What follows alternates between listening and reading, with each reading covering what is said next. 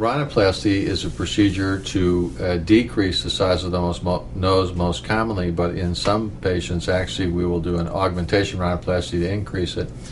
It's always important to assess the patient and find out, do they have any breathing problems, and what bothers them about their nose. Is it their tip is too big or bulbous, or the dorsum is too wide, or there's a nasal dorsal hump. Maybe they don't like their view from the front, maybe they don't like it from the side. And then, of course, a good exam, intranasal exam, to make sure that there's no nasal airway obstruction. Of course, finding out if there's any history of trauma. Nowadays, the best way to sort of get an idea of what the patient wants or thinks is to take a picture of the nose, and then we put it on a computer program, and we can modify the appearance of their nose while looking at this computer program. And it's an excellent tool because it gives us an idea about what the patient is thinking. You can make the tip very narrow or not very narrow, take out more of the dorsum, less of the dorsum, and narrow it to whatever degree they want. And this not only helps me as a physician doing the rhinoplasty, but also really helps the patient to get an idea about what they're looking at, what bothers them, and what they would like to change about their nose.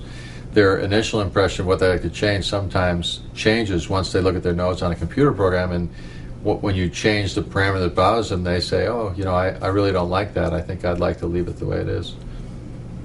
Recovery from a rhinoplasty. Rhinoplasties are done again under local or general anesthesia. The operation, depending upon the amount of surgery done, will take anywhere from 2 to 4 hours. When the nasal bones are broken, it contributes to a greater length of recovery. We'll put a nasal splint on the nose. So we'll to help hold or keep the nasal bones in place. That splint will stay in place anywhere from 5 to 7 days. The sutures are removed at about 5 days. There'll be an immediate change in the nose in virtually all cases.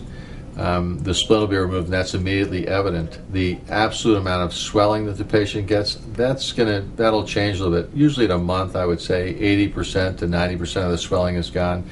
And we tell most patients that at 6 months to a year, the nose will no longer change anymore. Prior to that time, they may have just a little bit of shrinking and a little bit of decrease in size.